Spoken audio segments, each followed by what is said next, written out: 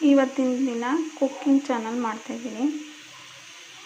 ಇವತ್ತು ಬಾಳೆಕಾಯಿ ಕಡಲೆಬೇಳೆ ಸಾಂಬಾರು ಮಾಡುವುದು, ಮಸಾಲೆ ಸಾಂಬಾರು ಮಾಡುವುದು ಹೇಗೆ ಎಂದು ತಿಳಿಸ್ಕೊಡ್ತೀನಿ. ಬಾಳೆಕಾಯಿ 2 ಕುದಿಟ್ಟಿದ್ದೀನಿ. ಕಡಲೆಬೇಳೆ ಒಂದು ಸ್ವಲ್ಪ, ಮಸಾಲೆ ಪದಾರ್ಥ, ಈರುಳ್ಳಿ,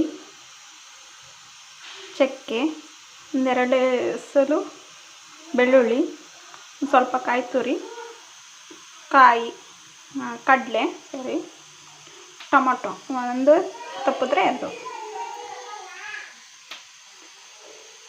ಎಲ್ಲನೂ ಒಂದೇ ಮಿಕ್ಸಿ ಜಾರ್ಗೆ ಹಾಕೊಳ್ಳೋಣ.